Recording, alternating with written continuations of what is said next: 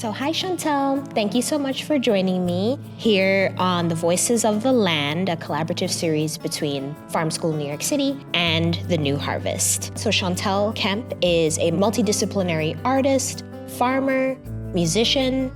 Any other titles? Poet, revolutionary. Yeah. So Chantel, tell me about the beginnings of your work. The beginning of my environmental work started with AmeriCorps. I was going through a program called Green City Forest. I had originally decided to go through that program because I didn't want to go back through academia. I was tired of academia and I was like, I would just do a trade. So I was like, let me try my hand at farming. My family was like, what are you doing? And I was like, planting seeds. And it was really great. I got to connect deeply with public housing residents. I got to build really beautiful gardens and really invest in the community landscape, really watch the community landscape transform in real time around me, not only through growing food, but also growing my mind, growing my ethos, growing alongside the other AmeriCorps members. And I kind of fell in love with it. And I happen to be good at it, so that was actually really cool. I didn't know you could be bad at farming, but you can.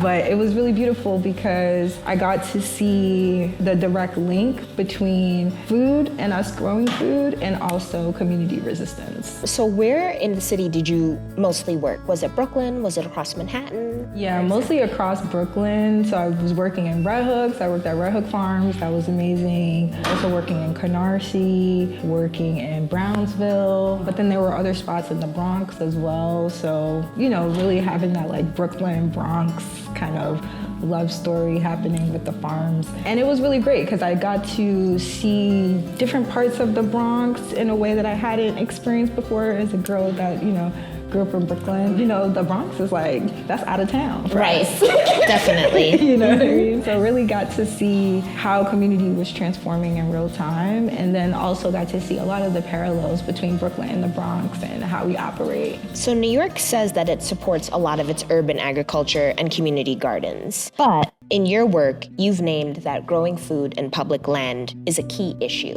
Can you expand on the current legal landscape around this? So what ordinances exist, what's technically prohibited, and where is the city's enforcement kind of murky? The whole thing around growing food on public land is very murky. Originally looking at what the Parks Department was saying, looking at what other nonprofits were saying, they were citing zoning being an issue. I reached out to the city zoning ordinances just to kind of see what zoning laws say that we can't grow food on public land.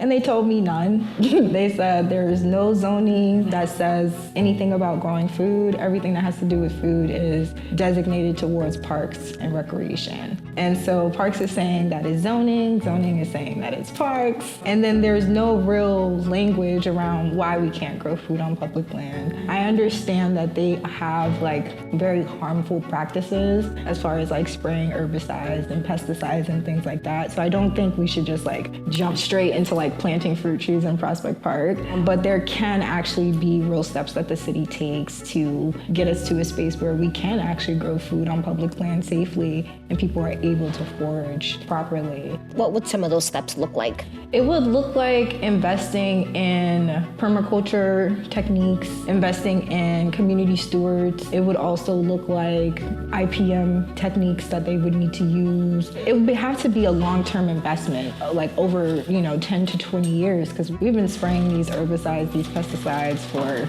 hundreds of years, right? And so we do have to have like some grace period where we're like, okay, we are trying to transition, and then kind of wait to see what the ecological impact of the actual parks would be before we start to plant food. But we have to start somewhere.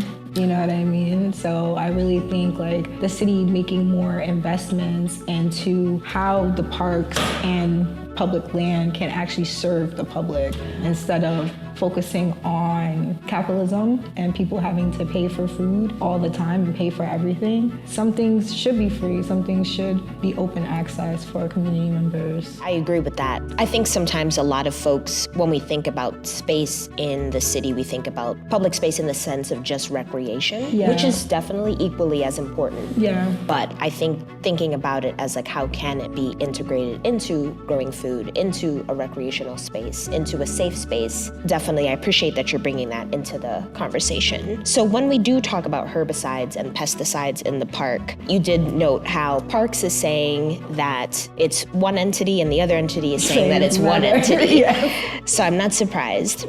But how does this double standard sort of impact environmental inequity? And what specific policy shifts are needed in how the city manages public space? I know you said more transparency. Definitely more transparency, and I think also more actual rights for the earth and for the land. The land is currently very severely underprotected, and we don't have a lot of state or federal laws that say, hey, you can't hurt the earth in this way, or hey, this population of insects are really beneficial and we need to support their growth. We usually wait until insects or populations start to go extinct before people want to care about them or start talking about conservation or preservation in any way, and it's very reactive, and that is currently why we have the ecological system that we have right now, even like in New York, but even just globally, right? Everything is very reactive instead of being proactive. And I think the other thing that the city needs to prioritize is really making space for the folks that are on the ground that are doing the work,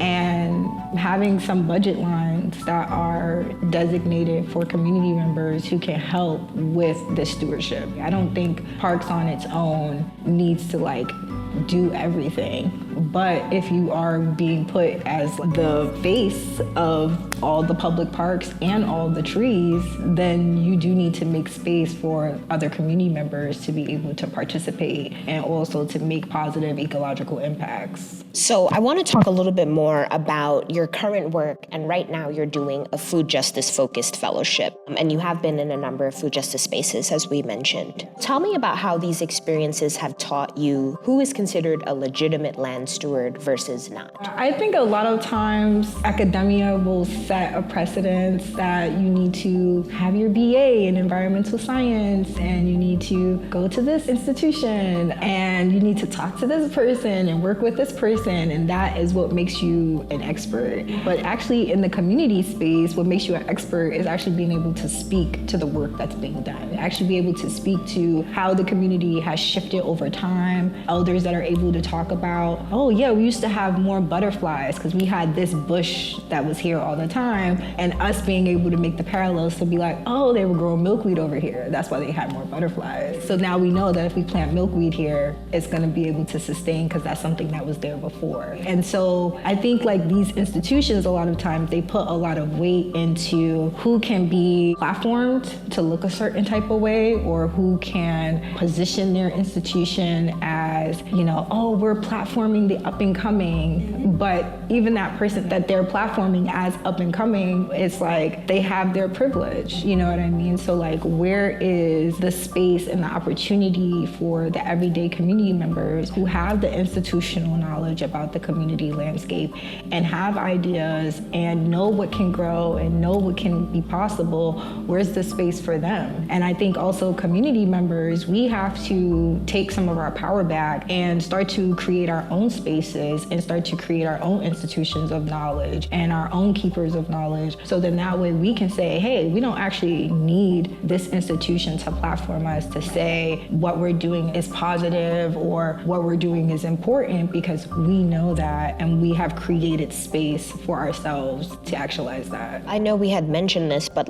one thing that I always found interesting is how whenever we say community member or the community, how in that in itself is sort of a pigeonholing of a group of knowledge. I think we think of community, and not in a bad way, but I think we can think of community in just one specific way, and we don't sometimes appreciate and we forget the vastness of the knowledge that can be held there. Yeah. And how it can be in space with policymakers, with academia. Yeah. So I wonder if just a first step in that is reframing the word community and what another word could be, or rethinking what that even even means. So I appreciate that you said that. Yeah, I think also a lot of institutions can expand what their interpretation of being in community is as well, and how they plan to honor community members. And I think to your point, yeah, like expanding the definition of community, where it's not just necessarily people that can do something for me or people that I immediately know, but it's actually like the people that are in my vicinity, the people that are in radius or in connection to me, or they are connected to a network that I am connected with, so therefore we are in community.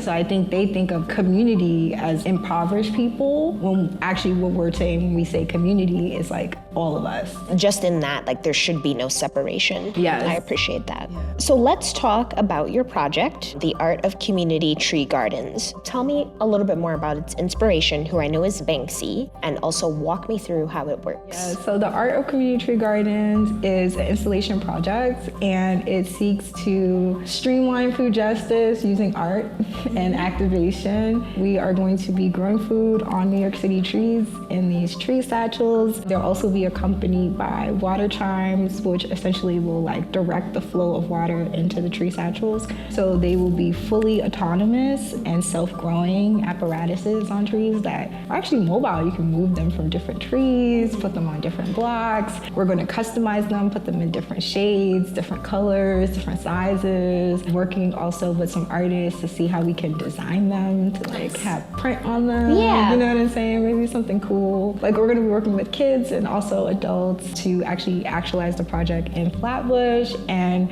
doing 30 trees across East Flatbush in a blitz activation. And this blitz activation is the part that is inspired by Banksy, because he does a lot of activations where he just drops his art in a random place, and then people find it, post it, talk about it, create movement and create thought around what he's doing and why he's doing it, what he's talking about, why he's talking about it. So I like the idea of doing like this blitz activation that community members get a chance to experience in real time. I also like the idea of things kind of being set up specifically just for the community members. So I haven't like posted about it. I haven't really talked about it. I'm not really going to do any like really big social media stuff until after the project is fully finished. Right. Because I really want the community members to just have something for themselves and be able to like it, love it, hate it, critique it, whatever,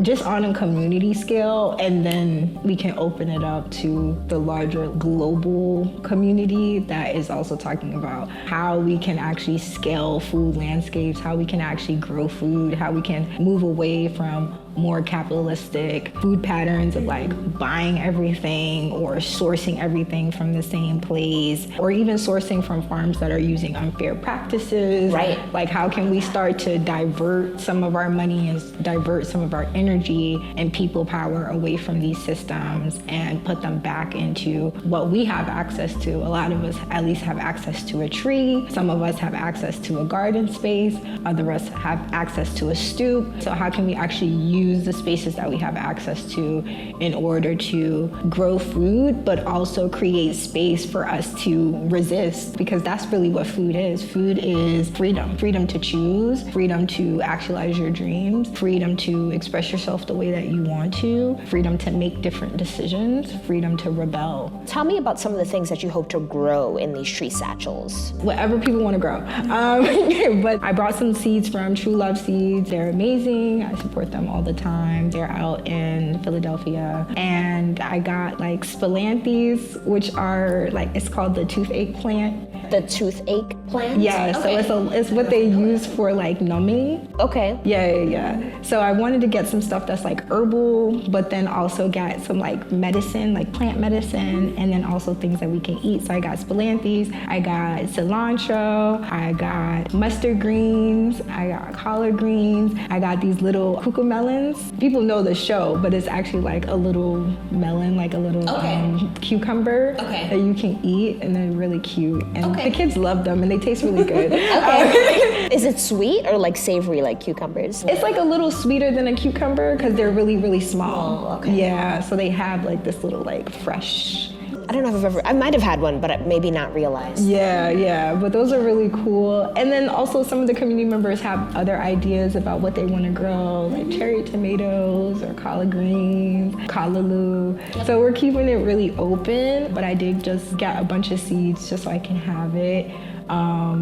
And we're gonna really play around with what's in the bags, and then use the colors to designate what's herbal, what. Exactly. So we kind of create like a color code around the community, and it'll be exciting to see people kind of figure out the code in real time. So everyone, please go to East Flatbush starting next month so you could see the tree satchels. So one thing that I want to highlight is that you are intentionally choosing not to map the locations to avoid surveillance and protect vulnerable community members, including those that may be affected by ICE, as we know that ICE has been in Brooklyn and across New York City. So why is anonymity and operating outside of city oversight a key part of your activism? I think that more of us need to do more resistance work and really be pushing the city to create more collaborative policy. And through projects and through activations, we can actually set a precedent, and we can say, this works here, maybe it could work over here. This was able to feed this amount of people, or this was able to do this, maybe it can do that over there. And really be able to create I keep coming back to like revolution, right? But it's just like really create a new thought, a new frame of thinking about how we think about growing food, how we think about being in community with one another, how we think about the way policy is made. A lot of us think about policy being made through politicians when it's actually the way we live our lives that give precedent for policy to exist. That's true. I think a lot of people forget that it is the people that push for things and then the policymakers pick it up. Exactly, right? And so... Or that's how it should be. That's how it should be, right? And it's like, but in order to push that, we do have to operate somewhat outside of what is like the legal framework, because also legal is relative, right? Legal is relative to the times.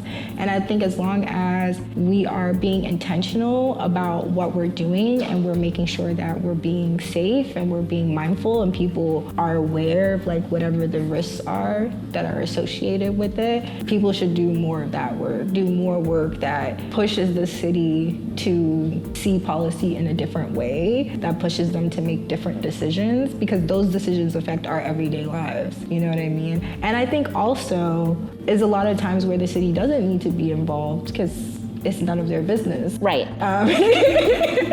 And so I think like making more space for community members to have real agency over what's happening in their communities. You know, we're supposed to have this government that creates space for the states and the cities to be able to make decisions about how they're governed, right? And we're supposed to be able to make decisions about how we govern ourselves. And for a long time, we haven't been doing that, and to the degree that we actually can. We haven't been using the free range of our free will to actually say, this is how I want my community to look. This is how I want things to feel when I step outside. I want to know my neighbors. I want to say hello. I want to help the elders across the road. I want to tell the kids to have a good day. But all of those things, they require us to step outside of ourselves. And it also requires us to be a little bit rebellious and really show people what it is that we want to see. What is the reality that we're seeing in our head? Like we're saying, oh, our communities are beautiful, and they're saying, no, they're not. Right? So maybe it's not that you need to see that our community is beautiful. Maybe it's just that other people in our community need to see that it's beautiful. Because you don't live here. I think you made a really good point in that we need to be a little bit more rebellious. I think it's hard, especially in this current administration, with the goal is to make people feel like they do not have the power. They cannot make change. That what the dominant narrative is saying is the only narrative that will prevail. And we are seeing so much violence against people who are pushing against that. But I appreciate that you've been saying that we need to be rebellious, and it can be in ways that are a small step each day to making the difference. 100%. I think when we say rebellion or revolution, most people just think of marching or protesting, but we can also be rebellious in how we create systems. We can also be rebellious and how we show up for our community networks. We can also be rebellious about how we create space for others. It doesn't always have to be this external thing. It actually can be something that is internal. It actually can be something that is just for us or just for our community members, just for our block. That is also rebellion as well. It doesn't always look like that, but when you see authoritarianism and then you see a group of people that are being free, that is a form of rebellion. Yeah. So one key thing also of your project is the oral history, and that has been sort of a through line in your work.